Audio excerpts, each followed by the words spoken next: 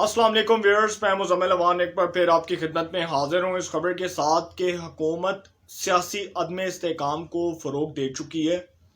और वो जो सियासी अदम इस्तेकाम है अब वो हुकूमत के गोटों में बैठ गया। अगर आप मुझसे सच पूछें तो हुकूमत बजाय अदम एतमाद का मुजाहरा करने के हुकूमत अपोजिशन से लड़ रही है। अदम एतमाद जो कि एक जमहूरी अमल का हिस्सा है,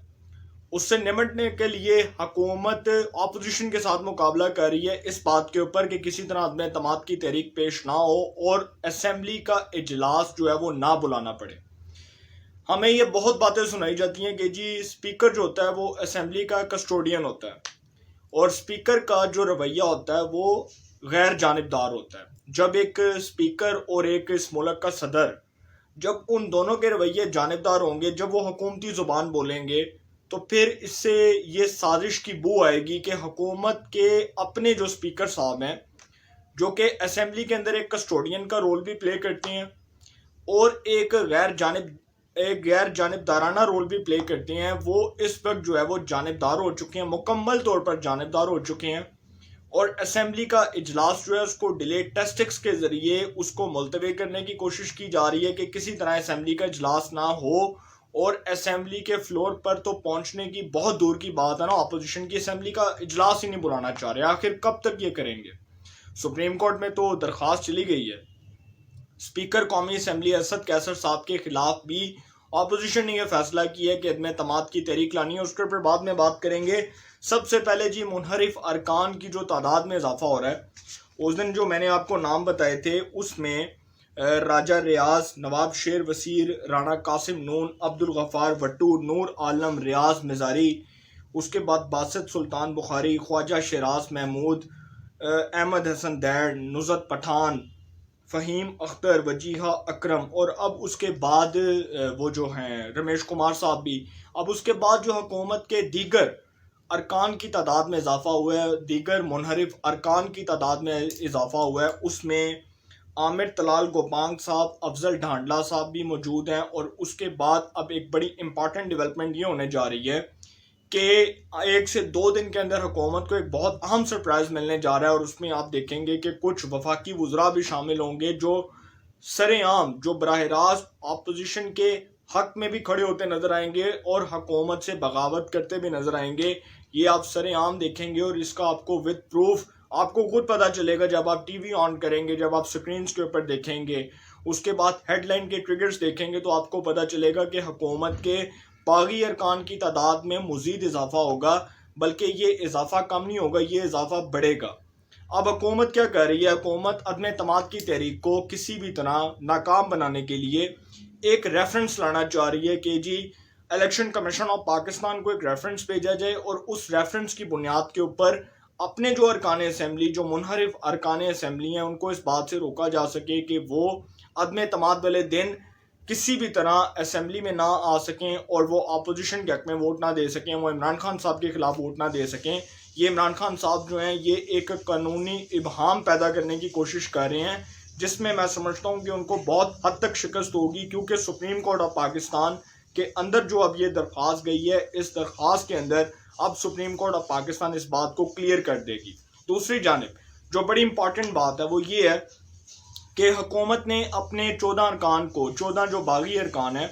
उनको शोकाज नोटिस जारी किया है और इस बुनियाद पर किया है कि जी वो जो अरकान असम्बली हैं वो अपोजिशन के साथ बैठे, अपोजिशन के साथ बैठकर खाने शाने खाए, चाय पी, मुलाकातें की, सिंध हाउस में मौजूद थे। और उसके बाद ये भी पता चला कि जी वो जो अरकान असम्बली हैं उन्होंने अब ये बात कुरान पर हलफ देकर कह दिए कि जी हमें कोई पैसों की ऑफ़र नहीं की गई, कोई हमें पैसे नहीं दिए गए, किसी भी तरह हमारी कोई कमिटमेंट नहीं हुई, बल्कि हम अपने ज़मीर के मुताबिक फ़ैसला कर रहे हैं। ज़मीर के जो है वो मुताबिक हम इस बात पर पहुँचे हैं कि इमरान खान साहब हमारे हलकों के अंदर काम करवाने में मुकम्मल तौर पर नाकाम रहे, तरक्याती फ़ंड्स जारी करने में नाकाम रहे, हमारे मुतालबात सुनने में नाकाम रहे, हमारी डिमांड्स सुनने में नाकाम रहे। इमरान खान साहब ने कुछ नहीं किया। इमरान खान साहब ज़ीरो से स्टार्ट हुए और उसके बाद वो ज़ीरो पर ही खड़े हुए हैं, उनका कोई जो है वो ट्रैक रिकॉर्ड नहीं है। बल्कि अरकान असम्बली ने यहाँ तक जो है शिकायत के अंबार लगा दिए कि इमरान खान साहब के पास वक्त नहीं है अपने अरकान असम्बली को मिलने के लिए, उनके मसाइल सुनने के लिए, उनके मुतालबात तस्लीम करने के लिए, और इमरान खान साहब डिलेड टैक्टिक्स के ज़रिए अब अदम एतमाद की तहरीक को नाकाम बनाना चाहते हैं, जिसमें उनको शिकस्त होगी। ये बातें की उनके अपने अरकान असम्बली ने अपनी ज़ुबान से। दूसरी जानिब जो इमरान खान साहब हैं, अब वो करने क्या जा रहे हैं, वो कहते हैं कि जी एक रेफरेंस लाया जाएगा और उस रेफरेंस के ज़रिए उनकी जमात के बागी अरकान को रोका जाएगा और इलेक्शन कमीशन ऑफ पाकिस्तान को भेजा जाएगा। इलेक्शन कमीशन ऑफ पाकिस्तान इस बात का फैसला करेगा कि वो लोग जो हुकूमत के टिकट के ऊपर कौमी असम्बली के मेंबर बने, उनको ये इस्तेहसाक नहीं दिया जा सकता कि वो अपोजिशन के हक़ में जाकर वोट दें या वो तरीके अदम एतमाद की सूरत में अपोजिशन का साथ दें। ये इमरान खान साहब का मुतालबा है। और PTI की कोर कमेटी के इजलास के अंदर और वफाकी काबीना के इजलास के अंदर इमरान खान साहब ने इस बात को डिस्कस किया और उन्होंने कहा कि वो लोग जो हमारी जमात के टिकट के ऊपर रुकने कौमी असम्बली मुंतखब हुए, उनको ये इस्तेहसाक नहीं है, उनको ये हक नहीं है कि वो अपोजिशन के हक में वोट दें, क्योंकि हम अगर वो ये इकदाम उठाएंगे तो हम उनके खिलाफ एक ऑर्डिनेंस ले आएंगे और उस ऑर्डिनेंस के ज़रिए हम उनको इस बात से रोक सकते हैं। ये बात तो इमरान खान साहब ने की। इलेक्शन कमीशन ऑफ पाकिस्तान इस केस को सुनेगा और इसको वक्त भी लगेगा डेफिनेटली, क्योंकि इमरान खान साहब अगर ये कहें कि जी दिन रात जो है, दिन में या रात में ये फैसला आ जाए, तो ऐसा पॉसिबल नहीं है, क्योंकि अदम एतमाद की तहरीक में कुछ दिन रह गए हैं और हुकूमत इजलास नहीं बुला रही। हुकूमत कहती है कि जी स्पीकर कौमी असम्बली साहब जो हैं असद कैसर साहब, वो कहते हैं कि जी मेरा दिल करेगा तो मैं इजलास बुलाऊंगा। अच्छा, असम्बली किसी के बाप की जागीर नहीं है और असम्बली के अंदर अपोजिशन को उसके आइनी हक से महरूम नहीं किया जा सकता। ये बात अपोजिशन कह चुकी है और वो इसलिए अदालत जा रही है कि किसी भी तरह हम अदालत में जाकर अदालत का दरवाज़ा खटखटाएं और अदालत से इंसाफ की इल्तिजा करें और उनसे कहें कि ये स्पीकर कौमी असम्बली का जो अपने आप को कहता है कि जी मैं गैर जानिबदार हूँ, वो जानिबदार होकर हुकूमत की हक में उनकी हमायत में सामने आ चुका है। जिसके बाद अब असम्बली के इजलास को बार बार मुलतवी करने के स्पीकर के बयान के ऊपर अपोजिशन के रहनुमाओं का कहना है कि वो अब अदम एतमाद की तहरीक स्पीकर कौमी असम्बली के खिलाफ लाने जा रहे हैं। बड़ी इंपॉर्टेंट डेवलपमेंट होने जा रही है। दूसरी जानिब आ रहा हूँ सिंध हाउस के ऊपर जो हमला हुआ, या आपने देखा कि पाकिस्तान तहरीक इंसाफ के कारकुनान वो दरवाजे टाप के, उसके बाद पुलिस वालों से गुथम गुथा होके किस तरह की हरकतें कर रहे थे। और आपने देखा ये टीवी के ऊपर, आपने देखा, आपको शायद लाइव भी आपने ये शायद देखा हो, क्योंकि मैंने तो सारी चीज़ें जो हैं वो लाइव देखी हैं और ये ऑन द रिकॉर्ड है सारा कुछ कि इमरान खान साहब ने अपने कारकुनों को हुक्म दिया, जिसमें टाइगर फोर्स के रहनुमा भी हैं। जो इमरान खान साहब ने अपनी एक टाइगर फोर्स बनाई हुई है, उसके रहनुमा भी मौजूद हैं और जिनको हुक्म दिया गया कि किसी भी तरह जो सिंध हाउस के अंदर हुकूमत के मुनहरिफ बागी अरकान बैठे हुए हैं, उनको किसी भी तरह जो है वो मारा जाए, उनको डराया जाए, उनको थ्रेट किया जाए, उनके ऊपर स्याहियाँ फेंकी जाएं। जबकि इमरान खान साहब का ये मिशन था जिसके लिए उन्होंने अपने कारकुनों को एक प्लान तश्कील दिया हुआ था कि वो जाएं, सिंध हाउस के अंदर जाएं और वहाँ पर जाकर हुकूमत के जो मुनहरिफ अरकान हैं उनके ऊपर दावा बोल दें और उनको मारें। और ये यहाँ तक भी नौबत आ सकती थी, अल्लाह ने बहुत करम किया, ये यहाँ तक भी नौबत आ सकती थी कि इमरान खान साहब अपने कारकुनों को हुक्म देते और वो डायरेक्ट जो है वो फायरिंग करते, वो इस तरह की लाठी चार्ज करते, शेलिंग करते, क्योंकि ये जो पुरतशद्दुद वाक़यात में इजाफा होने जा रहा है। अब आप देख सकते हैं कि ये जो कुछ दिन पहले पार्लियामेंट के अंदर इंसारुल इस्लाम के लोगों के साथ हुआ, जो फजलुर रहमान साहब के जो कारकुनान हैं, इंसारुल इस्लाम जो उनकी सिक्योरिटी के ऊपर मामूर तंजीम है फजलुर रहमान साहब की, उसके साथ जो पुलिस ने किया इस्लामाबाद में पार्लियामेंट हाउस में, वो भी आपने देखा। फिर फजलुर रहमान साहब की जमात के कारकुनान के ऊपर जो हमला हुआ, उनकी जमात के सीनियर रहनुमाओं के ऊपर हमला हुआ, जिसमें उनकी जमात से वो जो है सुल्तान सलाउद्दीन साहब भी थे, उसके बाद कामरान मुर्तज़ा साहब भी थे, साद रफ़ीक साहब के ऊपर हुआ। इसी तरह आप देख सकते हैं कि जो डेवलपमेंट्स हो रही हैं, ये इमरान खान साहब बेसिकली अदम एतमाद की तहरीक को रोकने के लिए, इस पूरे निज़ाम को सबोतासिर करने के लिए, इस पूरे जमहूरी अमल को किसी भी तरह बदनाम करने के लिए इस तरह के इक़दाम उठाना चाहते हैं ताकि अपोजिशन को किसी भी तरह रोका जा सके। लेकिन अब रुकने का नाम नहीं लेगा ये मामला, क्योंकि ये मामला चला गया सुप्रीम कोर्ट ऑफ पाकिस्तान में। अब सुप्रीम कोर्ट ऑफ पाकिस्तान जो है वो आर्टिकल 95 के तहत ये बात की जो है वो वजाहत कर देगी कि भाई अदम एतमाद की तहरीक जो है वो अपोजिशन का एक इस्तेहसाक है जिसके तहत उनको नहीं रोका जा सकता, क्योंकि ये एक जमहूरी अमल का हिस्सा है। Honourable chief justice of Pakistan justice Umar Ata Bandial साहब इस केस का बाकायदा तौर पर पीर के दिन जो है वो इसकी समाअत भी होगी और इसके ऊपर मज़ीद जो है वजातें भी आएंगी। इसके ऊपर मज़ीद जो है वो डिसीजंस आप देख सकते हैं। सुप्रीम कोर्ट ऑफ पाकिस्तान का जो एक बेंच है वो इसके ऊपर डिसीजन भी देगा। और आज भी सुप्रीम कोर्ट ऑफ पाकिस्तान में इस केस की समाअत हुई है, बड़ी इंपॉर्टेंट समाअत हुई है। इसमें कोई शक नहीं है कि अदालत उज़्मा अब इस नतीजे पर पहुंची है कि इस केस को कानून के मुताबिक सुना जाए, क्योंकि अपोजिशन की ये रिक्वेस्ट है, अदालत से इल्तजा है कि इस केस को जितना जल्दी हो सकता है सुना जाए। और हुकूमत जो किसी भी तरह इस मामले को डिले टेस्टिक्स के ज़रिए इस्तेमाल करने की कोशिश कर रही है, इसमें अदालत का दरवाज़ा इसलिए खटखटाया गया है कि अपोजिशन समझती है अब हमें अदालत में जाना चाहिए। दूसरी जानिब इमरान खान साहब जो हैं, इमरान खान साहब के ऊपर तो मैं इसलिए बात करना चाहता हूँ कि इमरान खान साहब की जो डायरेक्ट जो है वो अब उनकी जो कुर्सी है वो अब सिर्फ इसलिए बच सकती है कि अदम एतमाद की तहरीक को जितना भी स्पीकर जो हैं वो जी उस इजलास को ना बुलाएं। और ये पाकिस्तान की तहरीक में, पाकिस्तान की जो है वो तारीख में पहली बार ऐसा हुआ है कि असम्बली के अंदर रिक्वेजिशन भी जमा हो गई और रिक्वेजिशन जमा होने के 14 दिन बाद स्पीकर इस बात का पाबंद होता है कि वो इजलास को तलब करे, वो इजलास को बुलाए। और पाकिस्तान की तारीख में पहली बार ऐसा हो रहा है कि एक स्पीकर कौमी असम्बली जिसका ओहदा जो है वो बजाय इसके कि वो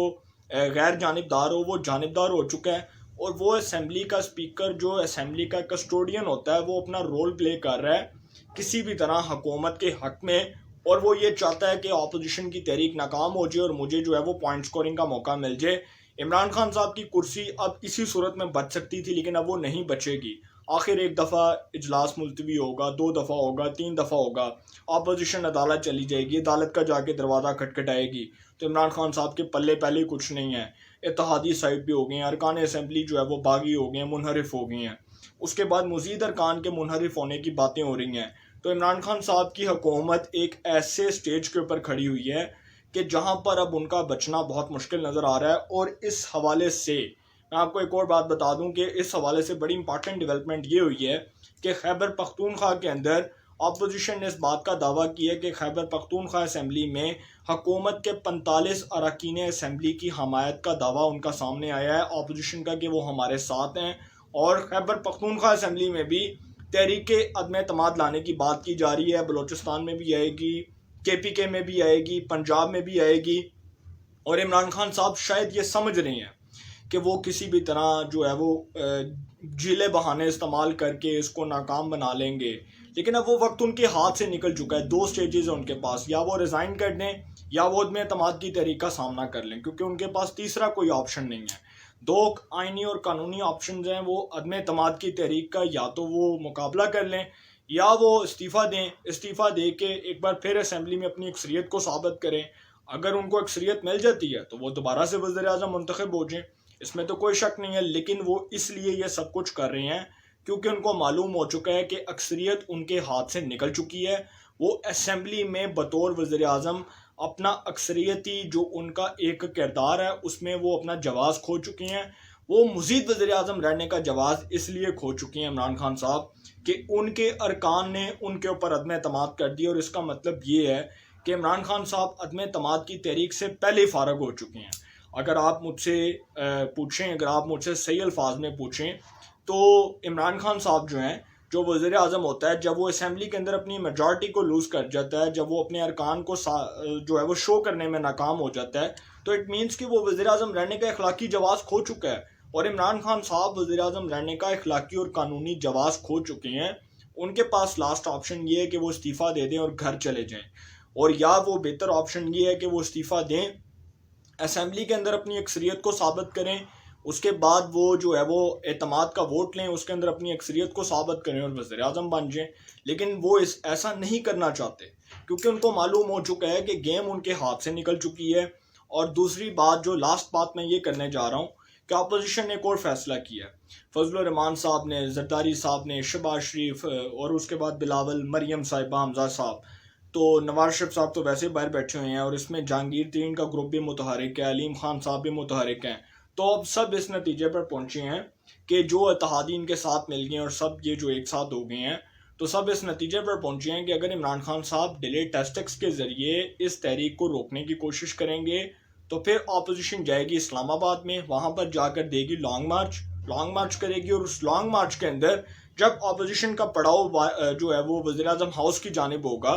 तो शायद इमरान खान साहब के ऊपर अशरफ गनी वाले हालात आ जाएँ जो अफ़गानिस्तान के सदर अशरफ गनी के साथ हुआ। उनको तालिबान के जो है वो प्रेशर के बाद इस्तीफ़ा देना पड़ा, और वो पहले यही कह रहे थे कि जी मैं इस्तीफ़ा नहीं दूंगा, लेकिन जब तालिबान ने अफ़गानिस्तान की तमाम रियासतों के ऊपर कब्ज़ा किया तो उनको इस्तीफ़ा देना पड़ा और वो मजबूरन जो है वो मुस्ताफ़ी हुए। तो ये ना हो कि इमरान खान साहब इसको डिले करते जाएं और उनके ऊपर प्रेशर बिल्डअप हो, और इतना प्रेशर बिल्डअप हो जाए कि 80-85 अरकान छोड़ दें और उनको एट दी एंड इस्तीफ़ा देना पड़ेगा, क्योंकि अब उनके पास दो ऑप्शन हैं, या वो अदम एतमाद के ज़रिए जो है वो अदम एतमाद की तहरीक के ज़रिए अपोजिशन का मुकाबला करें ऐवान के अंदर, या वो रिज़ाइन कर दें। इसके बाद तीसरा ऑप्शन उनके पास कोई नहीं बचता, और वो ना बचेंगे और ना उनकी हुकूमत बचेगी। इंशाल्लाह फिर मुलाकात होगी। अपना बहुत ख्याल रखिएगा। अल्लाह निगहबान।